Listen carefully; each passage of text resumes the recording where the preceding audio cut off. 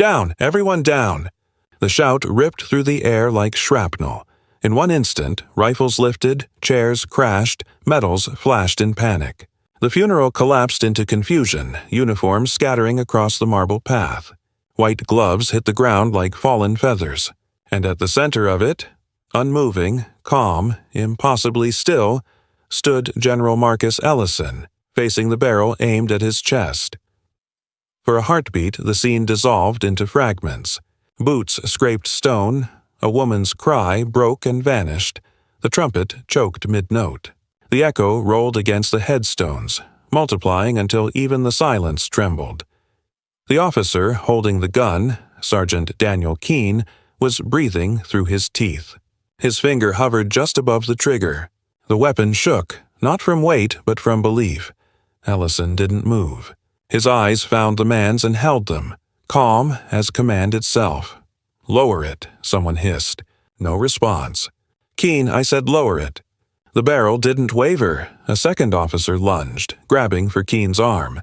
The gun jerked upward, muzzle flashing against the colorless sky. No shot. Only the dry click of restraint and the grunt of bodies colliding. Then, silence again. The crowd froze in the aftermath. Folding chairs lay overturned. The flag that had covered the coffin slid partly into the grass, its edge stained dark by damp earth. A camera shutter clicked somewhere in the confusion, one flash capturing what words would later disfigure. Ellison exhaled once. It sounded like wind through stone. "Stand down," he said. His tone was so measured it felt rehearsed by centuries. The soldiers obeyed, uncertain whether the order belonged to him or to the world itself. Keene was on his knees now, pinned by two officers. His cap had fallen. The white of his eyes was almost luminous against the gray light. He kept saying something under his breath, a repetition too low to catch. Ellison watched the movement of the lips. Threat, felt, threat. "Get him out of here," the site commander ordered. They dragged Keene toward the perimeter fence. The metal of his badge glinted once in the dull light, a small sun struggling to exist. Ellison adjusted his gloves. One was specked with dirt. He brushed it clean. The motion was slow, deliberate, almost ceremonial. The chaplain approached, voice trembling. "Sir, shall we—" "Continue," Ellison said. So the service resumed, as if obedience itself could repair the rupture. The riflemen fired their blanks, 3 measured volleys into the gray. Each echo returned a little slower, as though even sound was reluctant to come back. The bugle began again, thin and trembling.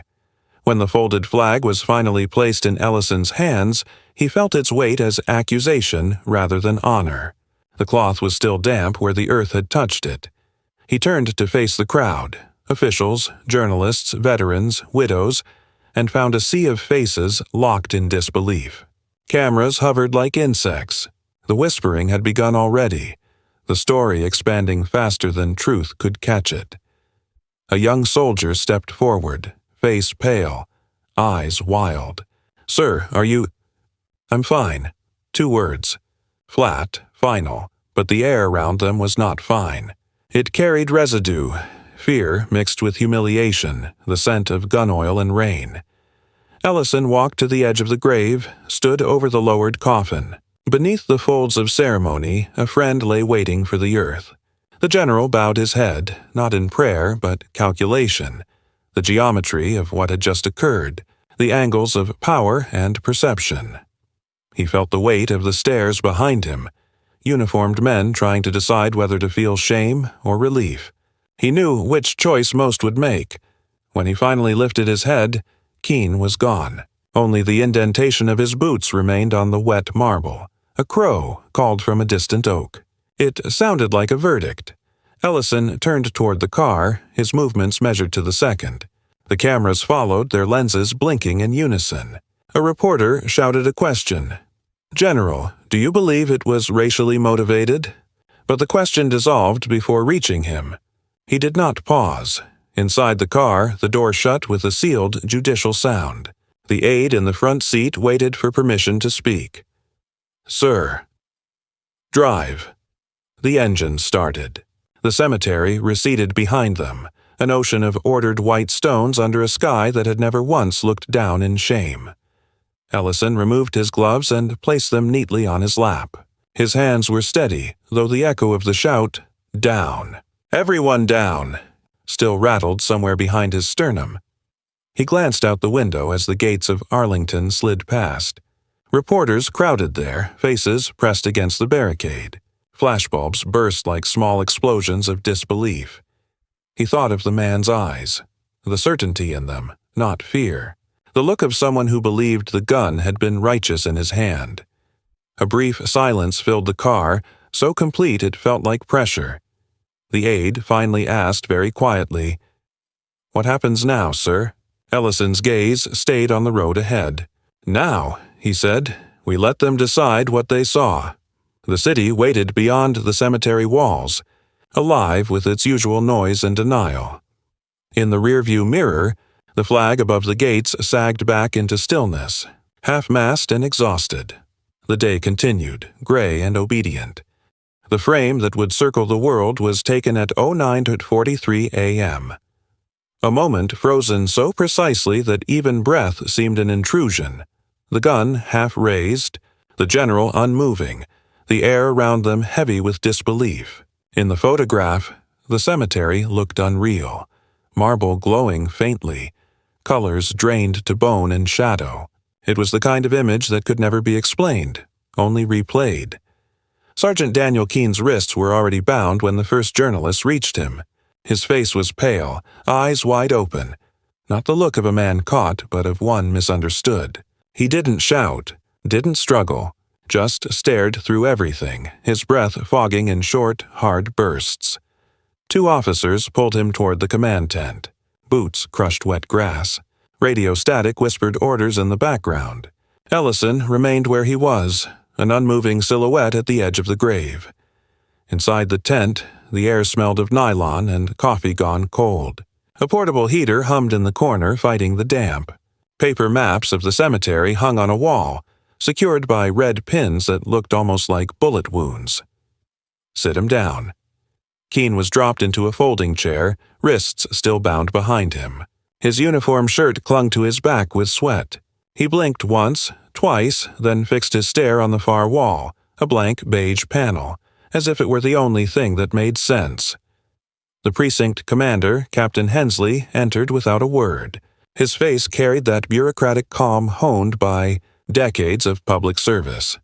The practiced neutrality of someone who understood that outrage must be measured in tone and temperature.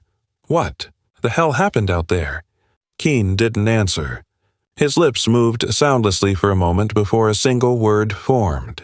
"Protocol." Hensley's jaw tensed. What protocol involves aiming your service weapon at a decorated four-star general during a funeral? Silence.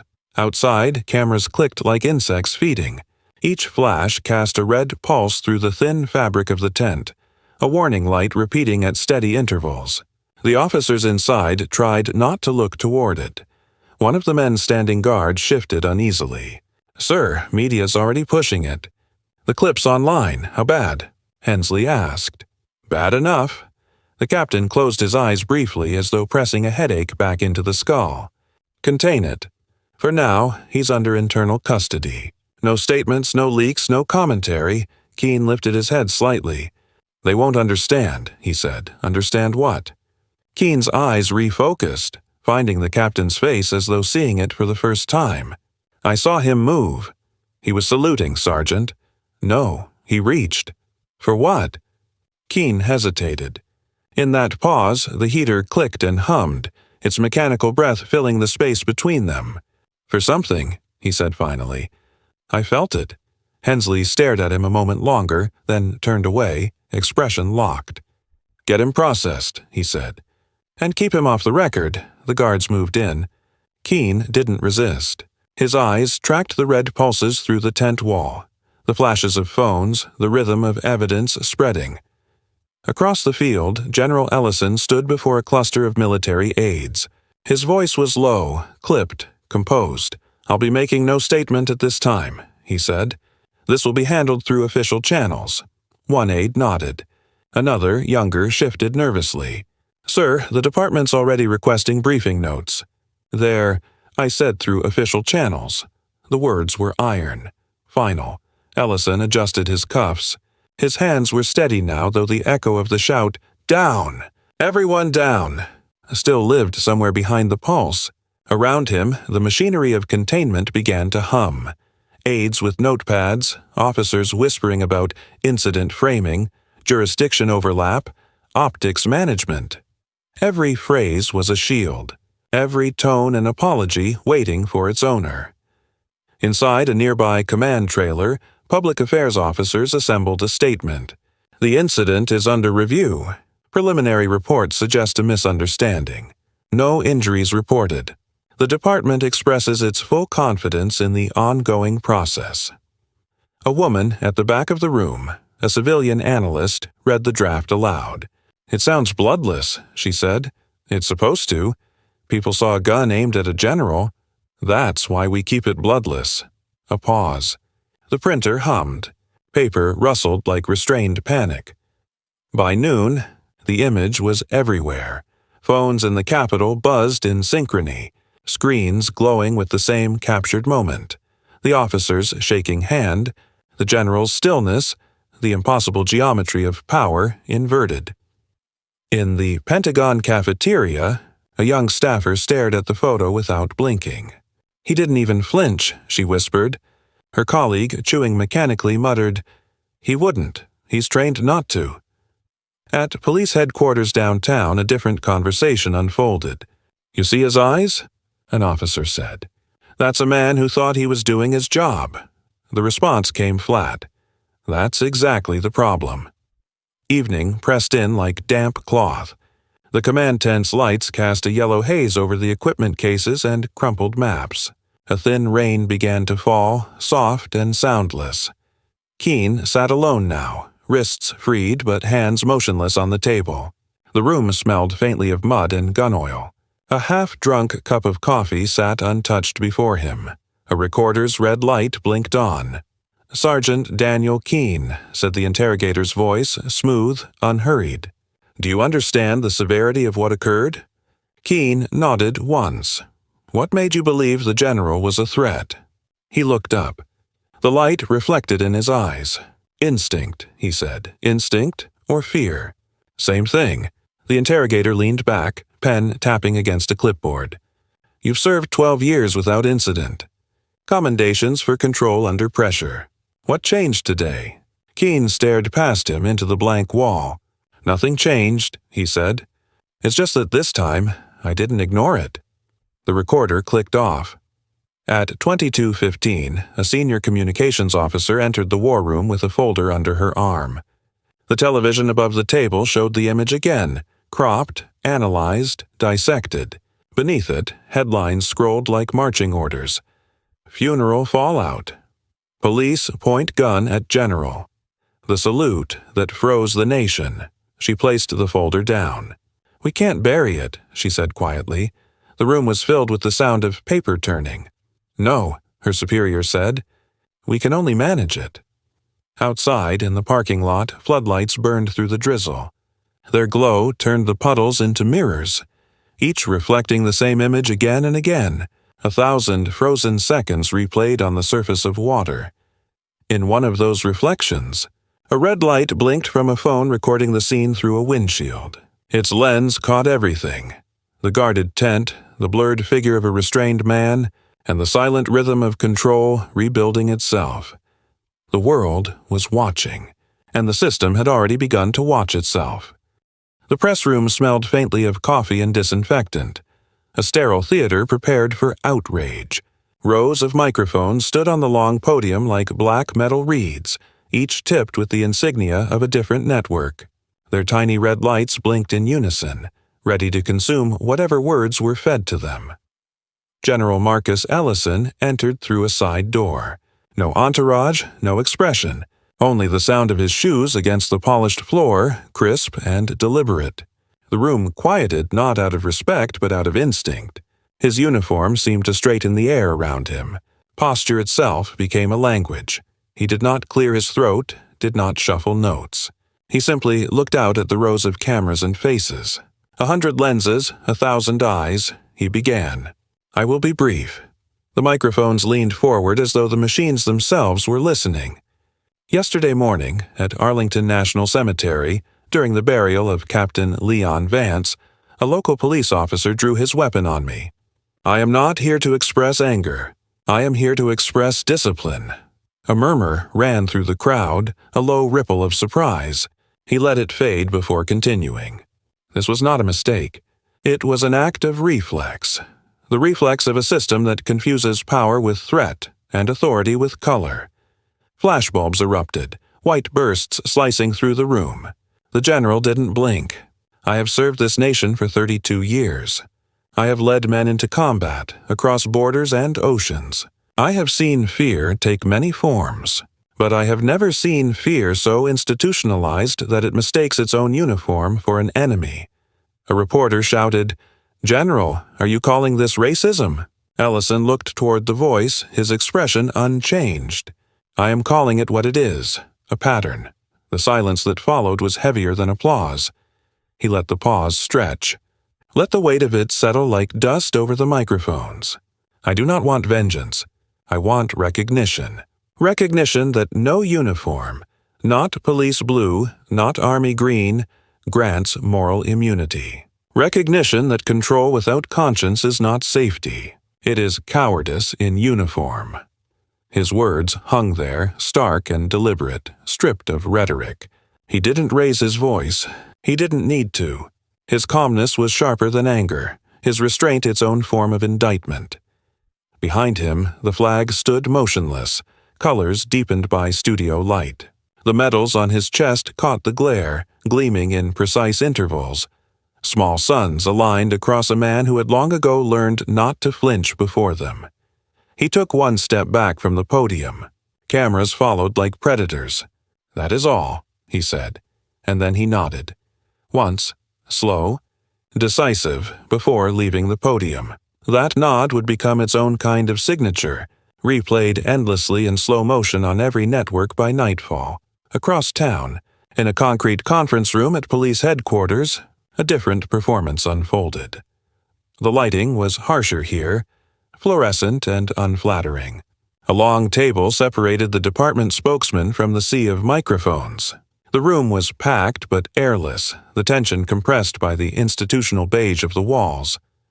Deputy Commissioner Harlan Reese adjusted his tie and began to read from a sheet of paper. His voice carried the weary precision of someone trained to speak without meaning anything. The department regrets the unfortunate incident that occurred yesterday morning during a military funeral service. We are cooperating fully with federal authorities to ensure transparency in the investigative process. No mention of the general by name. No mention of a gun. No mention of fear. A journalist pressed, "Was the officer motivated by bias?" Reese glanced up briefly, his expression fixed in bureaucratic symmetry. At this time, we have no reason to believe that race was a factor. This appears to be an isolated lapse in procedure. Another question. Will the officer face charges?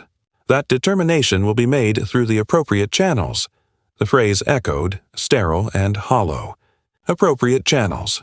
In this city, channels were where truth went to drown. Behind Reese, a large departmental seal glared from the wall. Its motto, "To protect and serve," shimmered faintly in the camera lights, more slogan than oath. As the press conference ended, a few reporters lingered, whispering. One muttered, "He didn't deny it. He just refused to name it." Another replied, "That's the same thing. By late afternoon." The nation had split itself in two. On one side, headlines read, "General calls out systemic fear."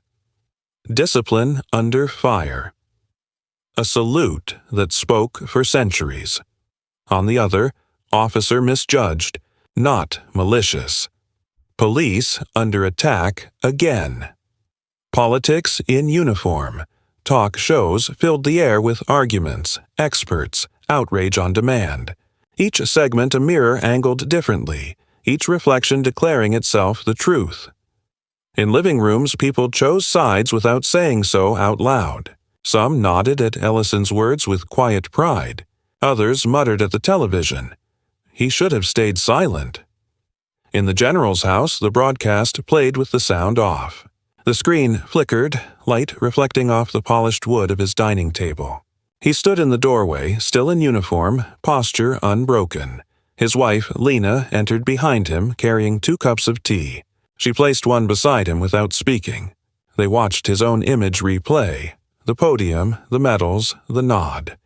After a long moment, she said, "They'll make you political." He replied without turning, "They already did." The silence stretched again, not empty, but full. In the headquarters downtown, the department's media team reviewed footage of their own conference. Every phrase was dissected for liability, not morality. "Too cold," someone said. "Cold looks controlled," another replied. "Controlled looks guilty." "Everything looks guilty." They turned off the screen. The room fell into a mechanical quiet. Only the hum of the overhead lights remained. Reese sat back, rubbing his temples. "Tomorrow we pivot," he said. "We talk procedure, not race. We talk safety, not error." The public relations officer nodded. We let it fade. Reese didn't respond. He was staring at the still image on the paused screen. Ellison at the podium. Posture perfect. Eyes steady, saying nothing at all, and yet saying everything. That night, the city pulsed with the unease of divided conviction. Downtown, protests gathered. 2 blocks apart, both claiming the language of justice. Police sirens cut through the humid, dark, blue lights refracting off glass buildings like warning beacons. Somewhere, a news anchor's voice floated from a passing car. A moment that has reopened old wounds in America's conscience. In an office window high above, the red standby light of a television blinked like a heartbeat. Steady, mechanical, unfeeling, it glowed on the general's medals resting on a table, catching their edges in sterile reflection. Each gleam was a small truth. Too bright, too controlled, in a country learning once again how to lie to itself beautifully. The room was white. Not sterile, not sanitized. White in the way that erased identity, flattened experience, and demanded confession without emotion. The walls reflected fluorescent light so bright it was uncomfortable, harsh as truth and twice as unforgiving. Sergeant Daniel Keene sat on a steel chair, wrists resting on the cold metal table in front of him. The surface was smooth, unyielding, a mirror of the silence between questions. A single cup of water sat untouched beside him, condensation forming a small puddle that no one would ever drink. Across the table, the federal interrogator remained seated, posture measured, hands folded over a file. He never looked impatient. He never raised his voice. The authority in the room was not loud. It was absolute in its stillness. Keene's eyes flicked once to the door, once to the windowless wall, then back to the man in front of him. The gun felt heavy somewhere behind his ribs, even though it had been taken away hours ago. His chest rose unevenly, a breath stolen by memory. "You understand why you're here?" the interrogator said. "Yes," Keene replied. His voice was flat, monotone, as though the weight of the words themselves had been drained. "You drew your service weapon at General Ellison during a military funeral. Explain why." Keene exhaled sharply, hands tightening on the edge of the table. "I felt threatened. That's it? That's all I can say." The interrogator's eyes didn't move. They didn't need to. The pause stretched, a taut cord of quiet that Keene felt pressing into his shoulders, down his spine. In another room, cameras would have captured nothing but a man sweating, his shirt clinging to the damp of adrenaline. "The general," the interrogator said quietly, almost conversationally. "Threatening? No, not directly. But the uniform, the posture, the presence, it was too much." He faltered, glanced down at the table. His fingers traced the rim of the cup, leaving streaks in the condensation. He didn't lift it. Didn't drink. The interrogator waited. The silence was deliberate. Keene's foot tapped once, twice. He stopped. The clock ticked in steady mechanical intervals, loud enough to drown out thoughts. "You're not describing danger," the interrogator said. "You're describing discomfort. perception, fear. Explain the difference to me." Keen's jaw clenched. The words caught somewhere in his throat. His hands flexed involuntarily, nails scraping the metal table. I didn't know how else to react. "Why not?" Keen's eyes flicked toward the fluorescent lights above. One flickered, a small pulse of darkness in a constant glow. He swallowed. Because I saw the power in motion, and instinct told me to move first." The interrogator leaned back, pen resting lightly against the file. No judgment, no accusation, only observation. Keen wanted to speak, to explain, to justify, but the words seemed too small, too ordinary for the enormity of what he had done. "You have 12 years of service. Commendations for control under fire." And still, the interrogator's voice was quiet, clinical. "You aimed at a superior officer during a sacred ceremony. What changed?" Keen's eyes narrowed. His body leaned forward slightly, then recoiled as if expecting the table to snap him in half. "Nothing changed. I just didn't suppress it. I didn't ignore it like I usually would." The interrogator's hand moved slightly, just enough to turn a page in the file. "So it was reflex?" "Yes," Keen said. "Reflex and principle. I acted on what I felt." "And what exactly did you feel?" Keen's lips parted. For a moment, the room was filled with the quiet of breathing. The flickering light above cast shifting shadows across his face. "Fear," he said finally.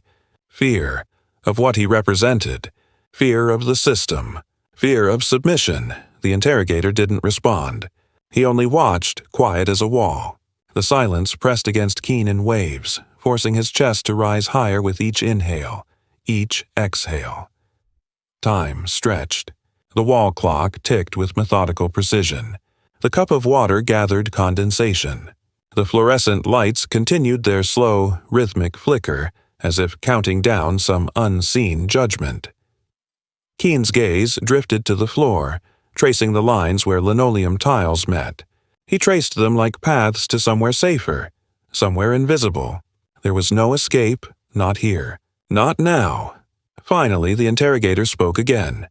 "Do you understand the consequences of your action?" Keen's eyes lifted slowly. His face was pale, lips tight. "Yes, I know. I will face them. Do you regret it?" He shook his head. "No, I knew what I was doing. I still do. It's not about the gun. It's about what it showed, what it revealed, about power, about compliance." The interrogator made a note. No comment, no reflection, just a small scratch of pen on paper. Keen's foot tapped again, slower this time, as though testing the air for sound. The tension didn't leave him. It settled deeper, pressing at the base of his skull. The room itself seemed alive, each white surface a mirror of his guilt, his conviction, his fear. Hours could have passed in those minutes. The only movement was the slow pulse of the flickering fluorescent lights and the gentle condensation dripping from the untouched cup of water. Finally, the interrogator closed the file. "We'll continue this later. Rest now." Keen remained seated. Rest was impossible. He stared at the ceiling tiles, at the seams, at the blankness above. The gun, the general, the flashing cameras, they had not left him. He felt them in the quiet, in the too bright white, in the smell of metal and paper, in the rhythm of the wall clock. The interrogator left the room, door clicking shut behind him. The white walls absorbed the sound, leaving Keen alone with nothing but his thoughts and the stillness of the space. He exhaled. Then, without realizing, he flinched. The room remained, impassive, patient, waiting, and in that waiting, Keen understood something he had not before. The system saw everything, judged everything, and yet said nothing. The door closed behind General Marcus Ellison with a measured click. It was a sound so exact it might have been rehearsed, the kind of sound that sealed space from chaos. Outside, the city pulsed with noise. Horns, shouts, the rhythm of protests forming two opposing currents. Justice, loyalty, justice, loyalty. Inside, the house was immaculate. Floors polished to a reflective sheen, walls devoid of clutter, furniture placed with deliberate symmetry. Light from the hallway fell in long, straight lines across the carpet. Everything here existed on order, control, and repetition. Lena Ellison watched from the doorway. Her arms were crossed loosely, her expression quiet, patient. She did not ask how he was, did not speak. Silence was enough between them. She understood that in this house words were optional, discipline, mandatory. Ellison removed his coat, hung it carefully on the rack, smoothing the shoulders with a practiced hand. His gloves followed, folded in a precise rectangle on the hall table. He did not glance toward Lena. The acknowledgement was already there, in the shared rhythm of understanding. He moved to the boots by the door, dark, polished, service black. He took one in hand, examined the surface, and began to polish. The leather absorbed the cloth, darkening, reflecting the light from the overhead fixture. Each motion was deliberate, back and forth, over and over. The shine was not vanity. It was ritual, a small assertion of control over a world that had spun beyond his command earlier that day. He paused, raised the boot slightly to inspect it, then continued. Lena stepped closer. The light caught the folds of the flag she had brought in from the day's ceremony. Small, folded, now resting in shadow on the mantel. Its triangle cast a long, thin shape across the wall. Ellison's eyes flicked to it briefly, then returned to his work. The flag was a reminder, a marker of gravity. He did not touch it. Its presence was enough. Outside, the protests continued. The chants filtered through the closed windows, rhythms intertwining. Justice. Loyalty. Sometimes one rose above the other, then sank back again. He could hear them, distant yet sharp, a reminder that no order inside could undo the disorder outside. He set the polished boot down. The cloth was damp, streaked slightly with residue from the leather. He examined the second boot with the same meticulous care. The repetition was calming, an anchor against the day's chaos. Lena poured 2 glasses of water and placed one on the small table near his chair. Ellison nodded slightly, acknowledgement, nothing more, and resumed polishing. He moved slowly, precisely, aware of the light, the room, the distant hum of a city in unrest. His body carried the memory of the gun pointed at him, the trembling hand of Sergeant Keene, the stunned silence of the cemetery. Each image pressed against the discipline he cultivated inside this house. When both boots were polished, he set them carefully side by the bed. The reflection in the leather caught the lamp's light, casting mirrored shards across the carpet. He knelt briefly to adjust their alignment, perfecting a symmetry no one else would notice. The sound outside had not changed. The chants continued in their cyclical insistence, distant but unyielding. One voice called louder, then faded. Another followed. Justice, loyalty, repeating like a drumbeat to mark the passage of a day that refused to end quietly. Ellison finally stood, hands resting lightly on the back of the chair. He took in the room, the polished floors, the folded flag, the glint of his boots. Every object in place, every shadow controlled. Lena moved to his side without speaking, resting a hand on his shoulder for a moment. He allowed it, a brief acknowledgement of connection, then released. He walked to the window and glanced outside. The flag from the cemetery was faintly visible through the glass of the adjacent building, darkened in the approaching evening. The shape of it was enough to remind him of the day, of order and chaos intertwined. Returning to the center of the room, he straightened his back. His uniform jacket hung in the closet. He did not touch it. Tonight, he wore the weight of the day in his posture, in the deliberate motions that made the room his own. The water beside him remained untouched. Its presence, like the flag, was symbolic. Witness, silent, necessary.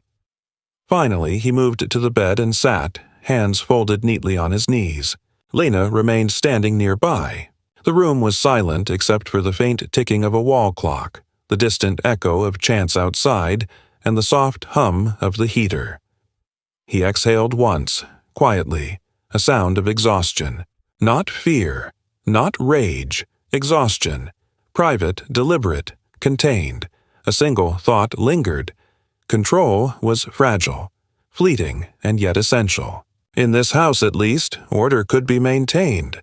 Outside, the world would fracture, but here, nothing moved without his permission.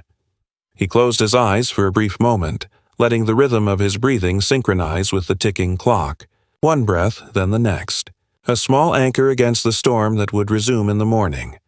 The boots glinted softly in the lamp's light. The folded flag cast its shadow across the wall, and somewhere outside, the city continued its divided chant. Justice. Loyalty. Justice. Loyalty. The general remained seated, calm, precise, his body a conduit of order amid chaos. The room held its stillness, as if even walls understood the weight of control. The newsroom smelled of stale coffee, toner, and tension. Banks of monitors flickered in synchronized rhythm, each screen a separate pulse in the same electric heart. Anchors leaned into microphones, scripts trembling in their hands. Headlines were being crafted, rewritten, polished, weaponized before the day had even begun. "Let's frame this as systemic failure," one producer said. "No," another countered. "Focus on the officer. Individual accountability. The human angle." Outside the glass walls, cubicles hummed with mechanized urgency. Typists struck keys in staccato bursts. Phones rang in sharp interruptions, and camera operators tested lenses with quiet clicks that sounded like machine guns being cocked. Every sound compounded the sensation that the newsroom itself had become a battlefield. At the center of it, the red on-air light glowed like a warning flare, steady and unforgiving. Anchors spoke into it as though the world beyond the glass could be reshaped by the timbre of their voices. Every sentence was measured for impact, every pause calibrated to suggest gravity. A black producer, Mariah Jennings, leaned back in her chair. Her eyes tracked a segment looping on the monitor.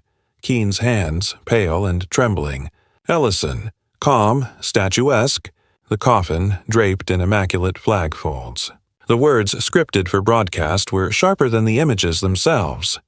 She clicked. The segment vanished. The deletion sounded like a gun safety being switched off. Small, precise, irreversible. Too inflammatory, she muttered to herself. Her voice was swallowed by the hum of the newsroom. Silence here was a decision, a shield, a career move. Delete or broadcast, and risk consequences either way. She had chosen deletion. Across the room, a junior anchor adjusted a tie and frowned at the monitors. "We need a headline that grabs both sides," he said. "This isn't just a story. It's a referendum on fear, authority, race." "Don't overthink it," the senior producer snapped. "Keep it punchy. Keep it viral. Keep it controlled. Control." The word repeated like a mantra in every corridor of the newsroom. Control was the illusion, the narrative, the currency of influence. Editors huddled around screens, arguing over frames, captions, and graphics. One suggested a split screen. Ellison on one side, Keen on the other. Another proposed slow-motion replay of the salute, emphasizing stillness over panic. A camera operator tapped the console. "We have feed from Arlington. Full coverage. Bring it up," the senior producer said. "And cue the public reactions." The hum of the monitors grew louder, overlapping with the click of keyboards, the subtle whir of cameras cycling through lenses. It formed a low, unrelenting buzz, a mechanical heartbeat that dictated attention, meaning, and morality. Mariah leaned over to a colleague, whispering, "Every edit, every cut. Someone is deciding what the public can think. That's power." Her colleague shrugged, fingers flying across the keyboard. "And someone else decides what you'll say if you step out of line." The deletion, she realized, was not just about words or images. It was a moral bullet, silent but precise, shaping the narrative without visible bloodshed. At the anchor's podium, the red on-air light blinked again. One deep breath, one poised smile, and the story would flow into millions of living rooms, offices, and devices. Words carried weight, yes, but the absence of words carried more. Cameras hummed, teleprompters rolled, and the story became spectacle. A ritualized performance where ethics were optional, Outrage was currency, and the mechanics of power were disguised as journalism. Somewhere in the control room, a younger producer typed a tweet, its brevity sharp, its content sterile. Officer points gun at general. Nation divided. Details under review. It lacked context. It lacked nuance. It lacked the moral clarity of the moment. And yet it would circulate faster than any analysis, becoming 1,000 micro-decisions stitched into perception. The deletion click echoed again in Mariah's mind, the ghost of a gun's safety disengaging. Outside the glass walls, office lights flickered as if to punctuate the moment. Reality had become a series of clicks, cuts, and pulses. A television anchor raised an eyebrow, adjusting the lapel microphone. "We'll be right back after this report," she said, her smile calibrated for camera. Behind her, monitors looped the image of Ellison's calm salute, juxtaposed against the shaking hands of the officer. The contrast alone was news. Narrative before facts, drama before comprehension. Editors whispered, strategized, and argued over the timing of release. Headlines competed for moral dominance, courage or threat, discipline or danger. The salute that stopped a nation. And always above it all, the red-on-air light pulsed, a metronome of attention, judgment, and spectacle. Mariah leaned back in her chair once more. Silence followed her decision, wrapping around her like a protective weight. The hum of cameras, the rhythm of keys, the echoing deletion, it all merged into a singular truth. In this machine, nothing was accidental, nothing was moral, and nothing escaped the hum of control. Outside, city sounds rose and fell, echoing the distant protests. Two rhythms, justice and loyalty, now filtered through hundreds of screens and billions of eyes. The story had left Arlington. It was no longer a single act at a cemetery. It was a circulating pulse, mechanized, cynical, unstoppable, and inside the newsroom, everyone knew it. The machine had begun its work. The Union Hall smelled of dark coffee and fabric polish, the faint tang of paper and leather punctuating the air. Sunlight filtered through blinds, slicing the room into alternating bands of light and shadow. Men in suits sat behind long tables, arms folded, eyes fixed on the center of the room where decisions were meant to be made. Sergeant Daniel Keene sat at one end, hands resting on the polished wood, wrists unbound but tense. His attorney leaned in close, whispering in measured tones, a litany of caution. "Do not speak. Do not justify. Do not flinch." Keene nodded, barely. His mind did not bend to counsel. He had felt threatened. He had acted on instinct. And in that act he found clarity rather than fear. At the head of the table, the Union leader cleared his throat. His blue tie caught the light, the color deep against his white shirt, a symbol of authority dressed in calm, corporate ritual. He tapped a gavel lightly against the surface. The sound cut through the room like a soft announcement of judgment. "We are gathered," he began, voice measured, to discuss the incident involving Sergeant Keene, to review the facts, assess protocol, and decide how the Union shall respond. A junior member shuffled papers nervously, coffee steaming faintly in front of him. The curl of vapor rose in lazy spirals, indifferent to the tension pressing down on every shoulder. The chief of police leaned forward, fingers steepled. A statement of remorse is in order. Public perception must be managed. Our credibility depends on it. Keene's eyes narrowed slightly. No apology would come. He did not regret the act. The world had misread him. He had not failed in judgment. He had succeeded in discernment. The attorney whispered again, softer, insistent. "You must comply." Keene considered it briefly. Then he shook his head minutely, just enough to betray his mind. Compliance was a betrayal. Discussion proceeded in meticulous circles. Who would speak to the press? Who would craft the narrative? Which members would issue statements, and when?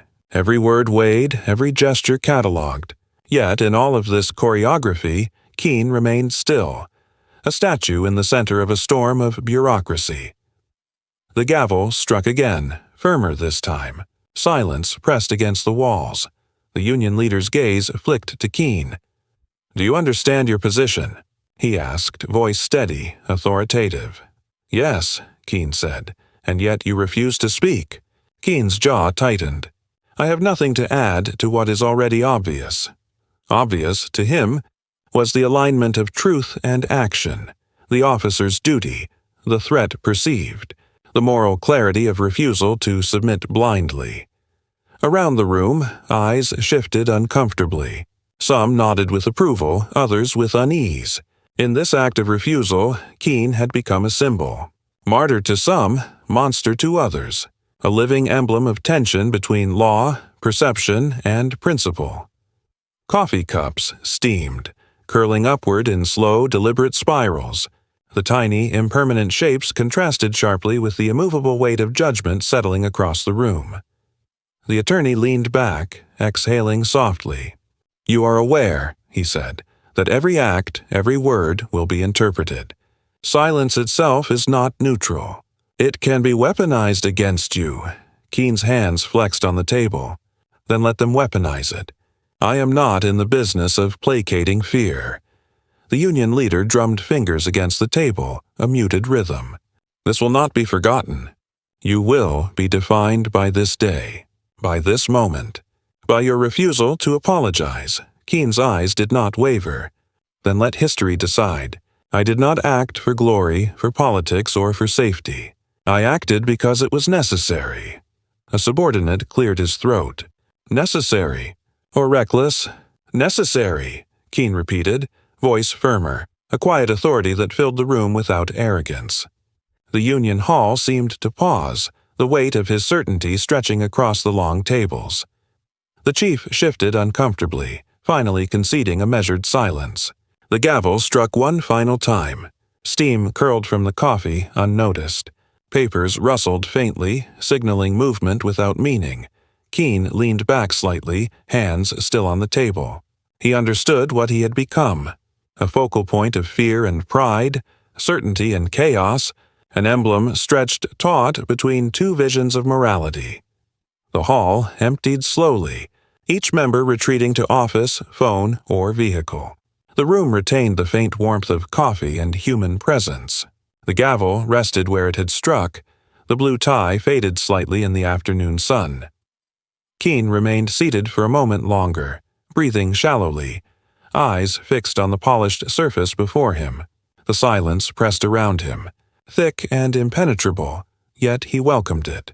Outside, the city continued its divided rhythm. Justice, loyalty, justice, loyalty. The chants did not reach this hall, but their echoes were everywhere. Keene felt them faintly, like a pulse against the walls.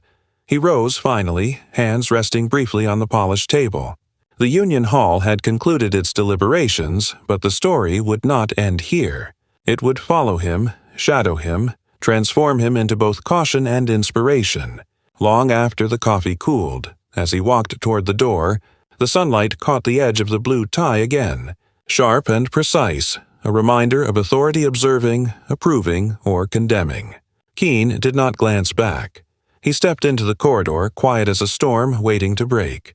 The door closed behind him with a final click. Silence remained, but only for a moment. Outside, the world continued to argue. The courthouse smelled of disinfectant and old varnish.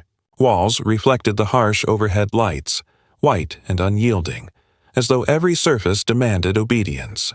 Every step on the polished floors echoed in measured repetition, amplified by the solemn silence. General Marcus Ellison entered first. His uniform was impeccable. Boots polished to near mirror shine, medals aligned in perfect symmetry across his chest. Every movement was precise, deliberate, rehearsed. The courtroom seemed to straighten itself in response. Sergeant Daniel Keene followed, flanked by his attorney. His uniform was neat but lacked the ceremonial polish of Ellison's. The day's tension weighed visibly on him. His hands rested loosely on the table, fingers intertwined, knuckles pale. The judge presided from a raised platform, gavel ready. Its presence was a punctuation mark awaiting its sentence. Behind the bench, a clock ticked in steady rhythm, marking seconds that felt longer than they were. The jury sat unmoving, notebooks open, pens poised. Their faces were neutral, impassive, trained to observe without interpreting, to weigh evidence without emotion.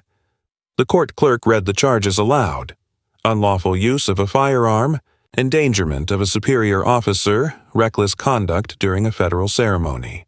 Words fell like measured stones, each landing with the same mechanical weight. Keene's lawyer stood, adjusting his tie, a practiced smile in place. "Ladies and gentlemen," he began, "we ask you to understand this incident as a momentary lapse, a reflex in a high-pressure situation. Sergeant Keene is a man of integrity and years of service. This was a single, regrettable decision in the line of duty." The lawyer's words were precise, clinical. They were designed to frame, to soften, to reduce the human scale of the moment to an abstract calculation of risk and responsibility. Ellison took the stand. No hesitation. No expression beyond the calm authority of command. The room seemed to quiet further, as if the air itself deferred to him. "State your name and rank," the clerk said. "Marcus Ellison, 4-star General, United States Army." "Describe the events of September 15th at Arlington National Cemetery," the prosecutor said. Ellison's gaze swept the courtroom, landing briefly on the coffin and a photograph displayed for the jury. His voice was controlled, even precise. "I attended the burial of Captain Leon Vance. During the ceremony, a law enforcement officer drew his service weapon in my direction. I was not struck. No shots were fired. I did not panic." He paused. Each word was deliberate, each syllable measured in rhythm. "Did you feel threatened, General?" "I did, but my reaction was disciplined. I remained stationary. I observed. I ensured no harm came to the assembly. That is my duty." The jury recorded nothing in expression. The officer's lawyer nodded politely, leaning toward his client, whispering assurances. "Did the officer's action interfere with the ceremony?" the prosecutor asked. Ellison's gaze shifted to the folded flag in the photograph. He did not look at Keene. "It interrupted the ritual. It forced all present to confront the presence of fear within a space that should have been sacred. That is all." His stillness carried more authority than any speech could. The courtroom seemed to acknowledge it. Silent witnesses to power exercised without motion. Keene's attorney stood again. "Your Honor, we remind the court that this officer has a long record of service without incident. One lapse in an extraordinary context should not define him. We ask for leniency, for understanding." The judge shuffled papers, a rhythmic punctuation that reminded all present of the machine-like precision of law. Air conditioning hummed in steady cadence, filling the spaces between words. Ellison did not flinch. He listened as the lawyer's argument floated over him like a soft, mechanical wind. He did not react. His calm was an immovable object against which words bounced harmlessly. The jury scribbled notes. The scribbling, the shuffle of papers, the steady ticking of the clock, each sound formed a backdrop to a scene of moral and procedural tension. At recess, attorneys whispered in corners. Journalists filed brief reports, capturing statements but not the undercurrent of authority flowing from the stand. Keene sat quietly, hands folded, absorbing the distance between himself and the general. The space was not measured in feet but in conviction, in discipline, in certainty. The gallery remained hushed. Every movement, a cough, a shift, the scratch of a pen, echoed like a small earthquake. Ellison's shadow, cast long across the polished floors, seemed to stretch toward Keene without moving, a silent claim of presence, of moral weight. When court resumed, the prosecutor asked the general one final question. "Do you believe Sergeant Keene intended harm?" Ellison paused. The room leaned into the pause. "I do not speculate on intention. I observed action. Action can be measured. Intention cannot." The action was controlled. It was misguided. It was visible to all. That single phrase, visible to all, hung like smoke in the antiseptic air. Keene's lawyer rose again. "The defense rests," he said. A simple declaration, but one heavy with consequence. The judge nodded, gavel in hand. The rhythmic hum of AC, the shuffle of papers, and the distant city beyond the courthouse walls all seemed to pause, waiting for judgment. Ellison stepped down from the stand with precision, every movement deliberate. He did not look at Keene. The general's authority, absolute in stillness, carried further than any words. Keene watched, aware of the distance between action and consequence, between conviction and public perception. He felt the weight of the courtroom settle on him, unyielding. The trial had begun. The law had spoken only through structure and procedure. But the true verdict, the one that would ripple far beyond the courthouse walls, had not yet been rendered. The gavel rested heavy in the judge's hand. Paper shuffled, AC hummed, and the room held its breath. Outside, the world waited, impatient, unaware of the silent authority commanding the room from the witness stand. The courtroom air had thickened. Light bounced off polished surfaces, reflecting in sharp angles across the ceiling. Microphones perched on metal stands glinted under the harsh lighting, amplifying every syllable, every intake of breath. Even the sound of a pen tapping against a notepad felt intrusive, invasive, as though it could fracture the fragile order of the room. The defense attorney rose, adjusting the crease of his suit with precision. He leaned slightly forward, voice controlled but deliberate, probing for weakness. "General Ellison," he began, "your rank is formidable. 4 stars, correct?" "Yes," Ellison replied. The word was quiet, almost dismissive. No pride, no flourish. Just the plain measure of truth. "Your authority," the lawyer pressed, "over the men you command is absolute. Discipline is expected at all times. Correct?" "Yes." Ellison's tone was neutral, almost clinical. Each word landed like a measured strike, precise, intentional. "Your physical presence," the attorney continued, gesturing vaguely at the general himself. "Your posture, your demeanor, surely it can be intimidating." Ellison's eyes swept the courtroom, landing briefly on the jury, then returning to the lawyer. "Presence is neither threat nor intimidation. Presence is responsibility manifested. The effect it has on others is not for me to manipulate or control." The room shifted subtly, tension folding into the walls themselves. Keene's fingers twitched slightly against the table. His eyes darted toward the general, then away. The microsecond of movement carried the weight of a year's worth of fear, training, and instinct. The defense pressed further. "When you were standing at Arlington, observing Sergeant Keene, he was, by all accounts, reacting to you, to your authority, to your stature. Would you not agree that your very presence could have triggered reflexive fear?" Ellison did not flinch. His posture remained perfect, boots planted firmly, hands resting lightly. "No, reflexive action comes from perception, not presence.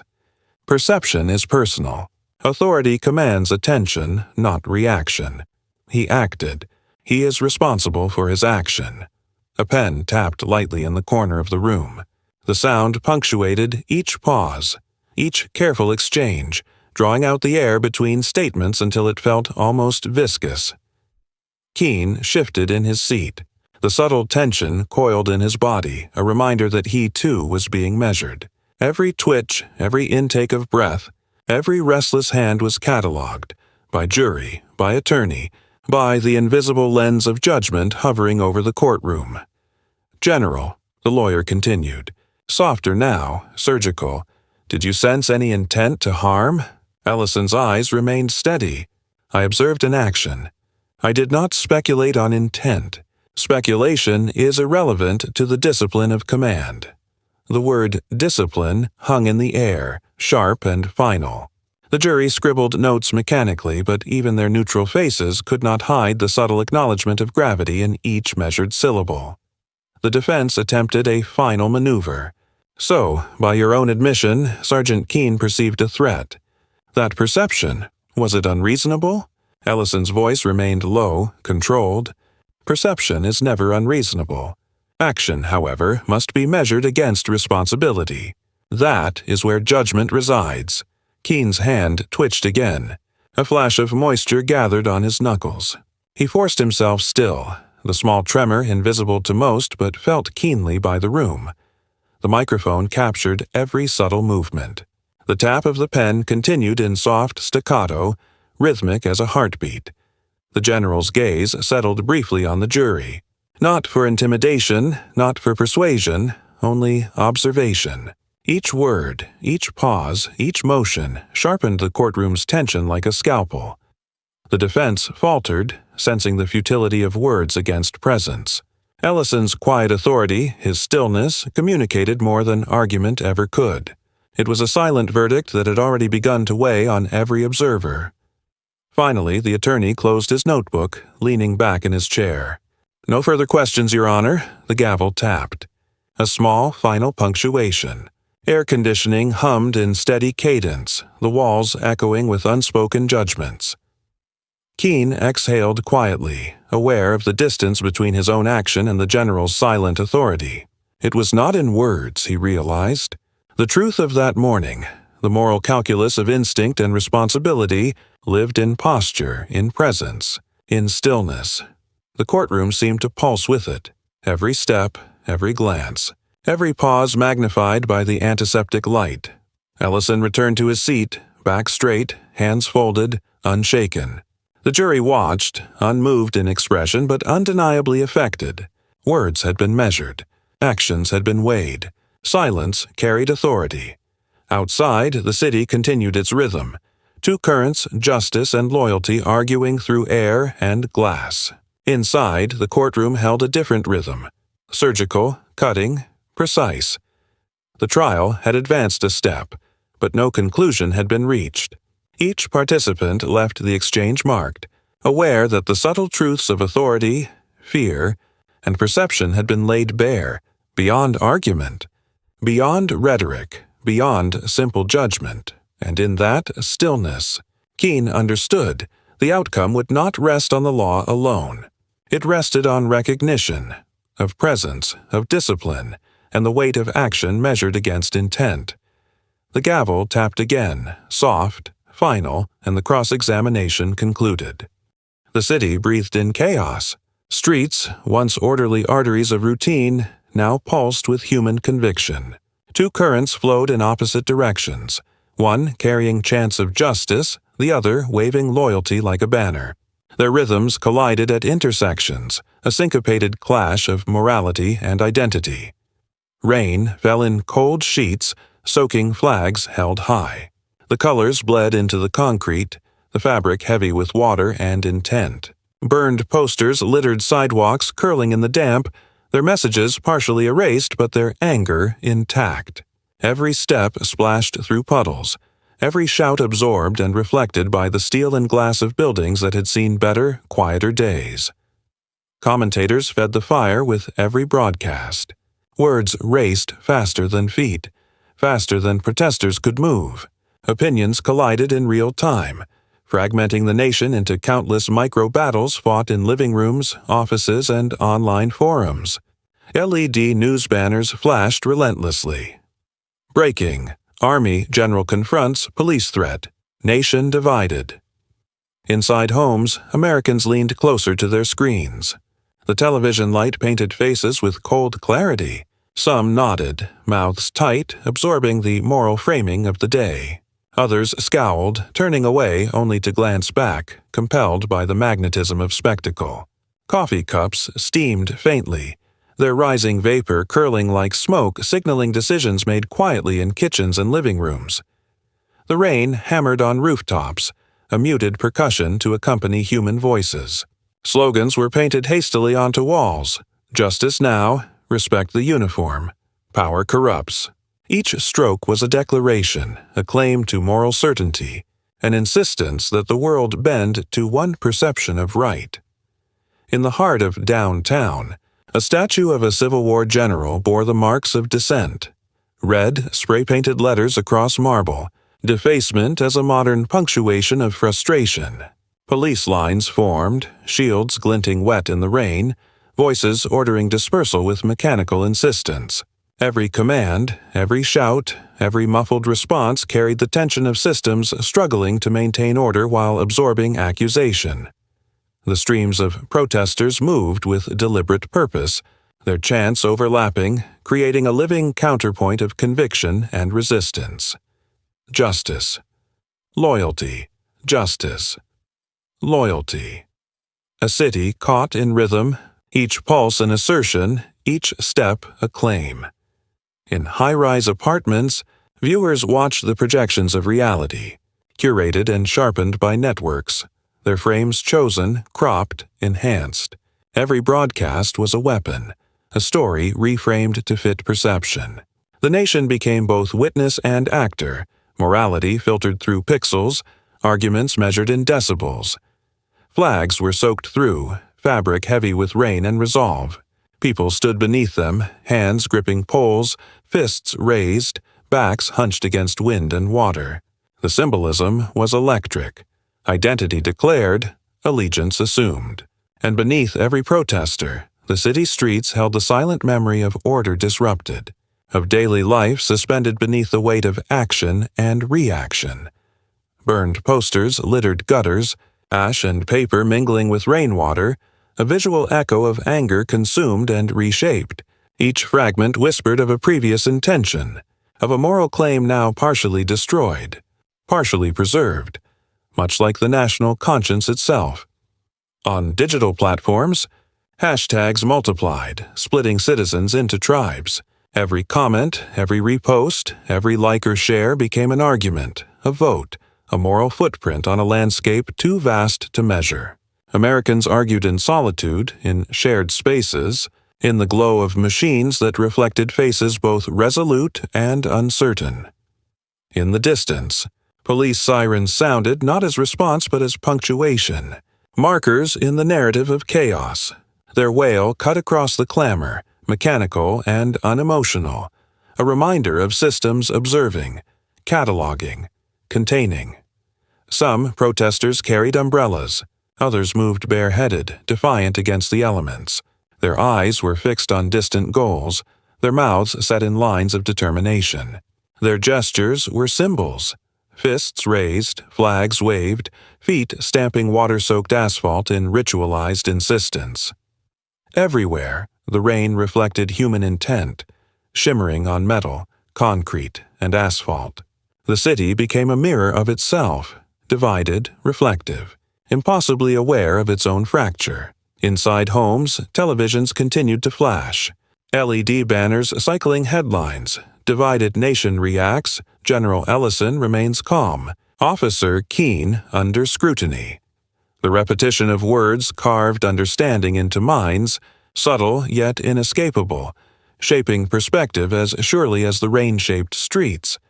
And through it all, one constant, the moral weight of observation. Citizens chose sides quietly, decisively, sometimes reluctantly. They weighed allegiance, justice, loyalty, and principle, silently answering questions that no one had asked aloud. Flags, soaked and heavy, drooped in the hands of their carriers. Posters burned and crumpled traced the edges of gutters. The city hummed with tension, rain-fed and restless. Its moral pulse split in two, yet impossible to ignore. Each participant, whether shouting on the streets or watching from inside, was bound into a narrative larger than themselves. Justice and loyalty collided, amplified by media, magnified by proximity, reflected endlessly in wet asphalt and flickering screens. And somewhere, far above the chaos, the city itself seemed to hold its breath, a witness to human certainty, human error, and the consequences of perception when amplified into mass conviction. The protests would not end that night. The city would not rest. Citizens, soaked and staring at screens, carried the moral decision inside them, aware that what they chose to see and what they chose to ignore would shape more than opinion. Rain fell, relentless, cold, cleansing, yet failing to erase the division it illuminated. And the city, split between chants and screens, continued to hum the pulse of a nation in moral reckoning. Prison light was indifferent. Fluorescent tubes buzzed softly, casting harsh shadows that slashed across the gray walls and steel bars. The space smelled of bleach, metal, and faint human resignation. It was a world stripped of color, warmth, and illusion. Sergeant Daniel Keene sat on the narrow cot, wrists resting on knees, fingers intertwined. Shadows from the bars cut across his face, splitting it into halves. One light, one dark, a visual metaphor he could not escape. He did not flinch, did not move to adjust them. They belonged there, as much a part of him as the silence pressing in. The prison chaplain, Reverend Thomas Hale, waited in the corner. He carried no judgment, only presence, a quiet anchor amid the sterile isolation. He held an open Bible, pages untouched, spine resting on his lap like a bridge between observation and doctrine. Keene did not bow his head. He stared at the floor. "I saw power," he said, voice low, precise, carrying no apology. "And I reacted." Hale remained still. He said nothing, not a word to soften, not a word to condemn. Silence in the cell was an instrument. It measured and reflected. "I did not think," Keene continued. "I felt, and in that moment, the action I took. It was necessary. Not right, not wrong, necessary." The bars behind him cast lines across his shoulders, across the cot, across the thin mattress that offered no comfort.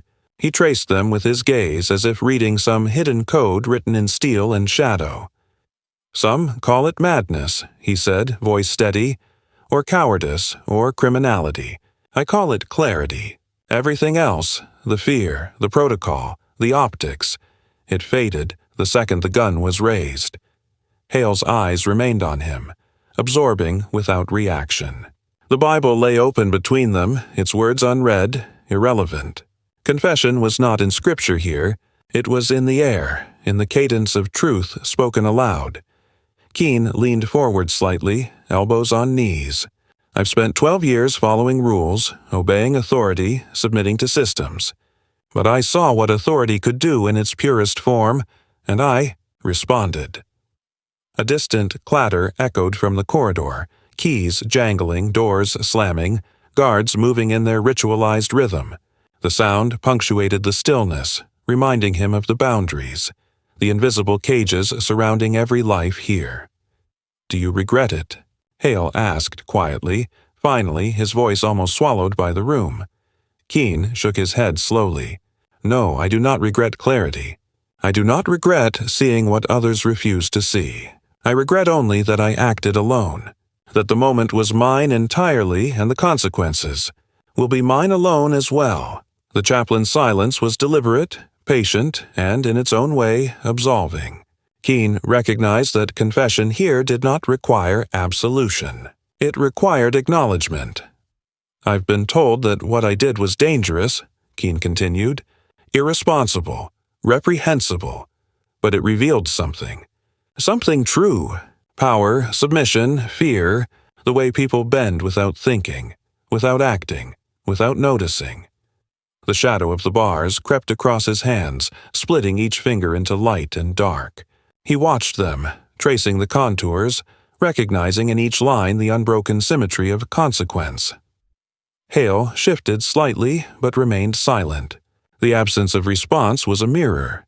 Keene spoke into it, measuring his voice against the echo of the cell. Every word reverberated, carried by the walls, and returned to him, amplified by his own conviction. "I acted in a moment, a single moment. But that moment, it revealed everything I already knew. The system, the uniforms, the ceremonies, they are a facade. Power exists, yes, but so does the ability to recognize it, and to choose whether to submit or resist." Keene paused, listening to the drip of water from a pipe, the distant scrape of a broom, the low hum of fluorescent light. The world outside this cell continued, unaware, uncaring. But inside, every sound became an accompaniment to confession, each echo magnifying the significance of a single choice. "I saw it," he said again, softer this time, almost a whisper. "And I reacted. That is all. That is everything." The chaplain closed the Bible slowly, gently, without comment. The movement was soundless but complete. It did not absolve. It did not condemn. It simply existed alongside truth spoken aloud. Keene reclined against the cot, hands still resting lightly on his knees. The lines of the bars remained, shadows stretched across his face. The open Bible remained on the chair. The echo of his own voice filled the corners of the cell, leaving no space untouched. For the first time in hours, he exhaled fully, letting the tension of explanation settle into the air. Not relief, not satisfaction, not fear, only acknowledgement. The cell remained cold. The shadows persisted. The silence pressed, but it was no longer threatening. It had become companionable, a witness to clarity as sharp and unyielding as steel. And Keene understood, finally, that confession did not require remorse. It required truth, spoken, acknowledged, and left to exist in the air, like the echo of a gunshot in an empty courtyard.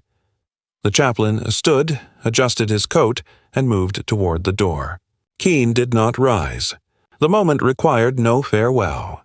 The door closed softly behind him, leaving only the lines of bars, the unread Bible, and the echo of a voice that had confronted consequence and embraced clarity.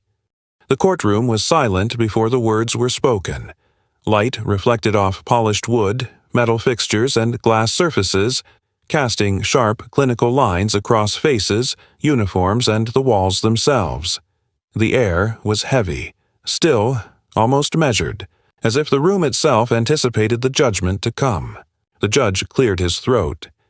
His gavel rested heavy, an instrument of finality, a punctuation awaiting release. Sergeant Daniel Keene, the judge began, voice even, deliberate. On counts 1, 2, and 3, the jury has reached a verdict. Keene sat motionless, hands folded, fingers intertwined.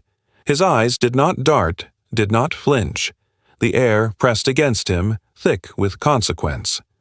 Guilty on all counts, the judge said. The gavel struck. A solid, sharp sound. Final. Reverberating, echoing through the antiseptic chamber. The noise did not inspire relief, triumph, or victory. It merely existed, an audible acknowledgement of inevitability. Camera flashes erupted from the gallery, each burst bright and intrusive, capturing reactions that would be disseminated globally within hours. Light reflected off metals, lenses, polished floors, and faces. The noise was muted, mechanical, almost ritualistic, proof that observation was now record, fact, and spectacle all at once. Keene looked up once, expressionless, eyes steady, shoulders squared. The verdict had been delivered. The law had spoken, but emotion had not yet arrived. There was no rage, no plea, no outward acknowledgement of fear. Only presence, as he had known it before, during, and now, after. General Ellison stood from the witness box, posture unbroken, hands at his sides. His movements were deliberate, almost imperceptible, a slow reclamation of space and authority. He did not smile. He did not nod. The verdict was neither a victory nor a defeat. It was confirmation, inevitable, necessary, final. The judge's gavel rested again. Papers shuffled, the air conditioning hummed in steady cadence. Every sound in the courtroom carried weight, yet none overpowered the stillness emanating from the two figures central to the moment. Outside, the American flag over the courthouse began to lower, a slow, deliberate descent. Its movement, rhythmic and unhurried, mirrored the finality of the proceedings within. The rain-soaked streets of the city were quieter now, momentarily subdued by the weight of judgment. Keene's attorney exhaled softly, leaning back in his chair. The union representatives remained seated, hands folded, faces composed but taut. They had been present for certainty, and now certainty had arrived. The gallery murmured, low and restrained, an acknowledgement of conclusion without celebration. The verdict was not catharsis. It was closure. cold, precise, absolute. Outside, cameras clicked relentlessly. Journalists whispered into microphones, capturing every reaction. Headlines would flood screens within minutes. Officer convicted. Life sentence imposed. Nation watches as justice concludes. The story had reached its first systemic resolution, but its moral echoes would resonate far beyond the walls. The gavel struck one final time. Keene lowered his gaze, hands resting lightly on the table, accepting the reality that had been measured, judged, and now enforced. Ellison adjusted his uniform subtly, the metals catching the light one last time before he departed. No glance to Keene. No acknowledgement beyond the necessary presence required by law and decorum. Order maintained. Discipline intact. The courthouse exhaled collectively, a room aware that tension had eased not with emotion, but with clarity. Every movement, every sound, every shadow underscored the inevitability of consequence, the precision of systems operating as designed. Keene rose slowly, shoulders squared. His shadow stretched across the polished floor, intersecting with the shadows of benches, bars, and reporters' cameras. The verdict was now a part of him, as unyielding as the steel in his cell and as immutable as the law itself. Ellison's departure left space in the courtroom that was both literal and symbolic. A void of authority, filled only by the echoes of presence and the weight of action measured against moral certainty. The gavel, resting on the bench, reflected light one final time. It was an artifact, a reminder that systems had spoken, consequences had been enforced, and morality, though complex, had been adjudicated within the strict confines of law.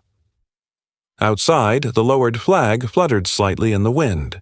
Rain streaked its surface, darkening its edges. The city absorbed the visual, a muted acknowledgement of justice enacted. Keene stood, waiting for the hand of a guard, the next step in the formal process. He did not flinch, did not speak. The verdict had been delivered, the machinery of law completed its work, and the quiet authority of action and consequence remained. The cameras clicked again, reporters murmured, and the city exhaled through screens and headlines. Justice, loyalty, observation, consequence, each became codified in the moment, irreversible and precise. Keene's eyes met no one's. He did not flinch. He did not bow. He simply stood, shadowed by the bars of consequence, lit by the reflected glare of inevitability, and prepared for the journey that would carry the weight of a single, defining act across the remainder of his life. The gavel rested. The room stilled. Outside, the flag lowered. Life continued, measured now against the silent authority of judgment rendered and accepted. Arlington was quieter now, but not silent. The wind threaded through rows of headstones, carrying with it the faint scent of damp earth and fallen leaves. The cemetery's meticulous order remained, grass trimmed, pathways swept, flags at half-mast undisturbed. Even in stillness, the weight of ritual persisted. General Marcus Ellison walked slowly along the stone path. Each step was deliberate, measured, as if the ground itself could sense the gravity of his passage. Reporters waited beyond the gates, cameras poised, lenses focused, but they did not enter. Their distance was mandated by law and by decorum, yet the tension of observation was palpable even from afar. He reached the grave of Captain Leon Vance. The stone was simple, the inscription precise. Flowers lay in careful arrangement, some fresh, others beginning to fade, a reminder that even in memory, time moved relentlessly forward. Ellison knelt. His hands, gloved in immaculate white, rested on his thighs briefly before he removed them. The gloves were placed carefully on the stone, each finger aligned, a gesture both personal and ceremonial. A silence hung in the air, not oppressive but solemn, echoing the weight of everything that had transpired since that September morning. The wind lifted a few leaves from the surrounding maples. They danced in slow arcs, catching sunlight for a moment before falling again. Ellison's eyes followed one as it settled on the edge of the grave, a fleeting disturbance in perfect order. He did not speak. Words would have diminished the moment. There was no need for them. Every decision, every command, every action since that morning had culminated here, in this private act of acknowledgement. The distant hum of the city threaded through the trees.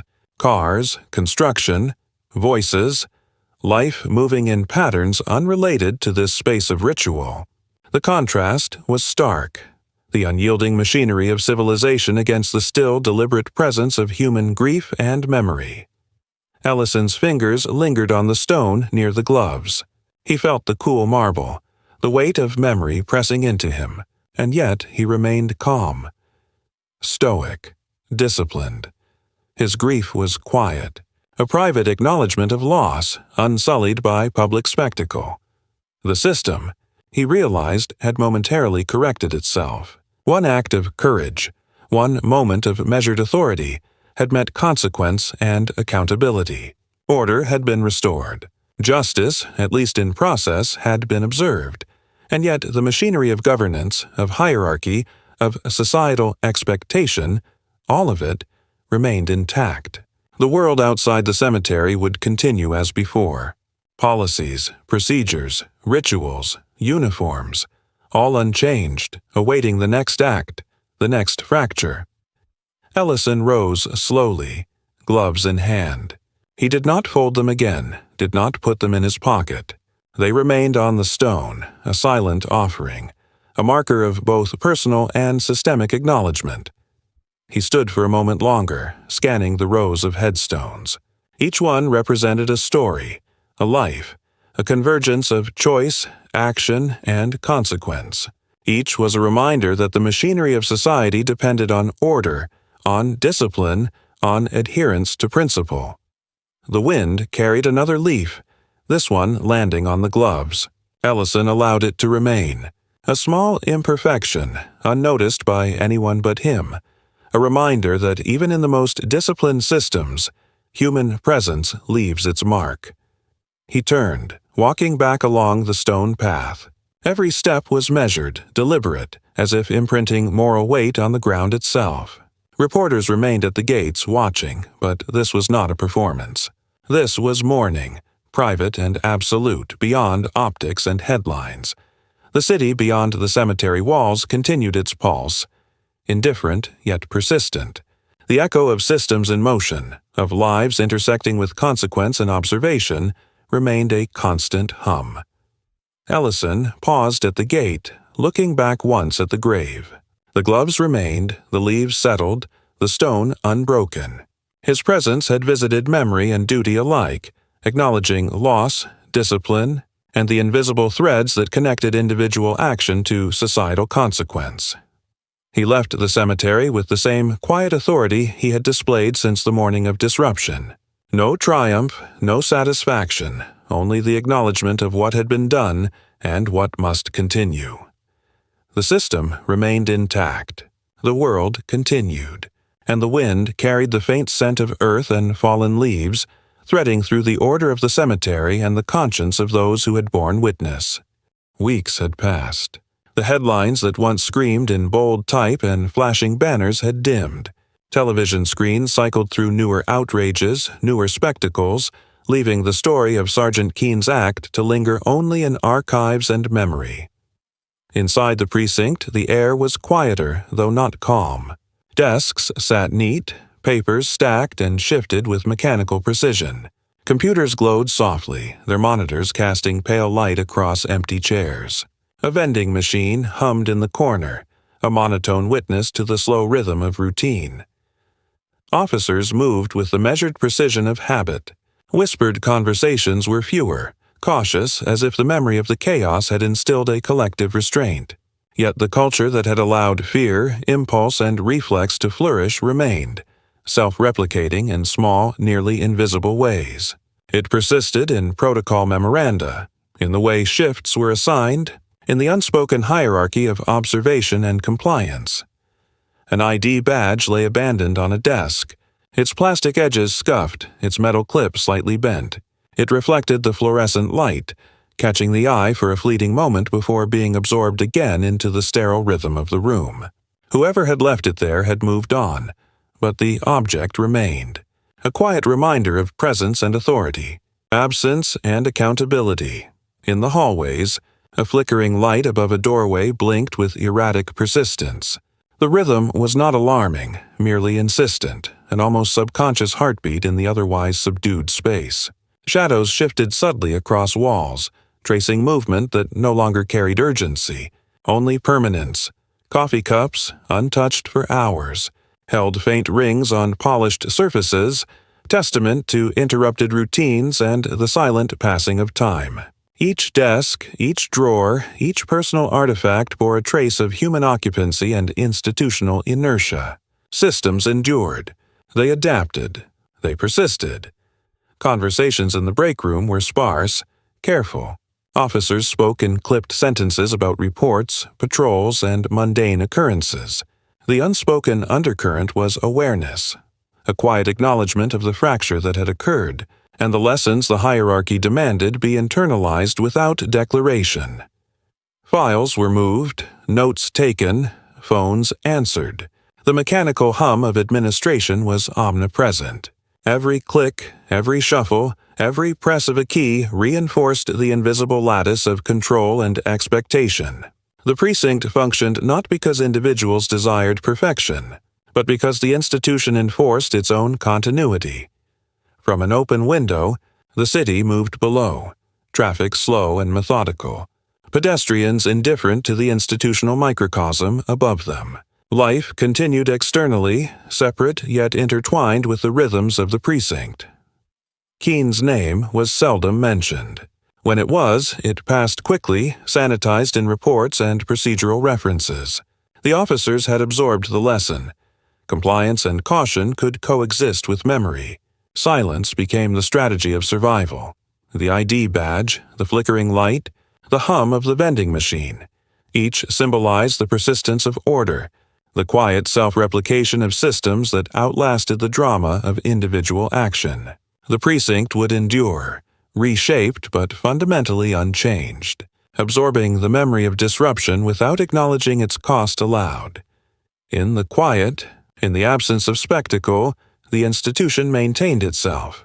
Whispered caution, habitual observation, and the mechanical rituals of daily operation ensured that authority survived beyond fear, that hierarchy endured beyond consequence. Outside, the city moved, unaware of the institutional microcosm humming above. Inside, officers carried out duties, aware of precedent, cognizant of surveillance, but unshaken in their continuity. Structures did not collapse, they evolved. Systems did not die, they persisted. The precinct exhaled in its own rhythm, an invisible force shaping behavior and expectation. The screens glowed, the chairs remained empty, and the hum of the vending machine marked time like a heartbeat in a body whose pulse had long been institutionalized. And in that silence, the lesson remained. The individual fades, but the system endures. From the air, Washington sprawled like a grid of intention and history. Federal buildings rose in precise alignment, marble facades catching sunlight, reflecting authority back into the city. Glass towers mirrored one another, doubling power, bending light, bending perception. The monuments stood tall, cold, unyielding, reminders of ideals codified in stone and metal. Inside, marble halls echoed with footsteps. Each click carried weight, amplified by the rigid geometry of architecture designed to impress, to intimidate, to endure. Offices, corridors, chambers, all meticulously maintained, all observing themselves in the reflection of glass, polished surfaces, and quiet ritual. From a distance, life moved in prescribed rhythm. Tourists paused before the Lincoln Memorial. Children chased pigeons in the open plaza. Cars traced invisible lanes, and security cameras documented, cataloged, analyzed. The system watched itself constantly, recording, evaluating, maintaining equilibrium. Inside the Department of Justice, walls gleamed with the weight of precedent. Files were stacked, archived, retrieved, and reviewed. Decisions were documented, scanned, approved. Each action passed through layers of authority, each choice folded into the machinery of policy. Mistakes could exist, but they were subsumed by procedure. Responsibility diffused. The appearance of morality persisted. General Marcus Ellison moved through a courtyard between buildings, jacketed and measured. His presence registered, acknowledged by those trained to notice. He did not seek approval, did not request recognition. Authority and discipline were inherent, internalized, independent of acclaim. He paused briefly, observing a flag lowered at a federal building. White gloves rested in his coat pocket, unneeded but symbolic, reminders of ritual preserved beyond personal necessity. Far away, Sergeant Daniel Keene sat in a cell, confined by concrete and steel. The world outside continued its cycles. News cycles had dimmed. Protest chants had faded. Yet every system, every protocol, every hierarchy still remembered him indirectly. The anomaly, the fracture, the human variable that had exposed both weakness and resilience. His presence, once violent and immediate, had been absorbed into the ledger of institutional memory. The city hummed. Surveillance, bureaucracy, discipline, order, all persisted. Cameras blinked. Keypads beeped. Clerks shuffled papers. Guards made rounds. Each act of oversight reinforced the overarching structure. The system did not tire. It did not falter. It did not question itself. Morality was its own reflection, codified in ritual and recorded in archives. Reflections in glass buildings mirrored one another, bending perspective, duplicating authority, creating infinite corridors of self-observation. The illusion was perfect, the appearance of accountability as reality, the image of justice as justice itself. Footsteps echoed again through marble halls. Echoes traced geometric patterns, returning to origin points, carrying memory without judgment. Doors opened, closed, remained ajar. Controlled, intentional, silent witnesses to process in motion. The monuments, distant yet omnipresent, caught the light at sharp angles. Statues of generals, lawmakers, and forgotten figures stood watch. Their permanence contrasted with the impermanence of the human stories that unfolded beneath them.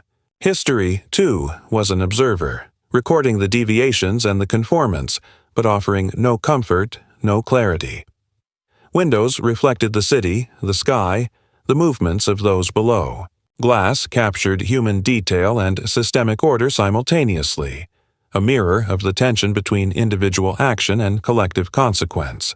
A single figure walking alone could be magnified infinitely, tracked across time and space, recorded as both participant and specimen in the machine of governance. The courtrooms, the precincts, the prison cells, all threads woven into a network of observation and control.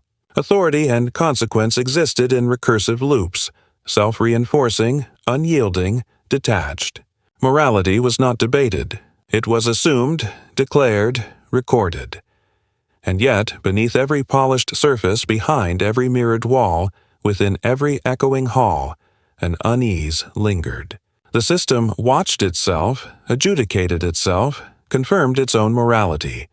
But human presence, human choice, human error, and courage remained external to certainty. The observer and the observed were not entirely the same. The sun began to lower, casting long shadows over the monuments and federal buildings. Light fractured across marble and glass, revealing imperfections, subtle variations in alignment, cracks in the surface. Nothing could escape reflection, but reflection alone was insufficient to measure truth. A door closed somewhere, muffled yet definitive. The sound carried down a hall, fading into silence. Systems continued to operate, unflinching, routine, precise. The echo of human action persisted only as trace, absorbed into procedure, codified in memory, replicated in ritual, and somewhere in the city, someone paused before a screen, a document, a building, or a memorial. They observed, processed, judged, aware, perhaps, of the illusion of morality enacted by a structure too vast to fail, too intricate to permit error, yet incapable of true reflection beyond its own self-image. The skyline darkened slightly. Light and shadow intersected. Glass and marble captured the fleeting detail of life beneath them. Systems persisted. Authority endured. Judgment was recorded. Consequence was enforced. The city exhaled, not in recognition or relief, but in the ongoing rhythm of institutions observing, maintaining, and declaring themselves moral, and the observer, now distant yet inseparable from the observed, understood the system never sleeps. It does not falter. It watches, measures, and repeats, leaving unease in the human conscience, and the quiet knowledge that presence, courage, and action will always exist at the edges of its perfection. The final light caught a reflection in glass one last time. Footsteps echoed through marble halls. A door closed softly.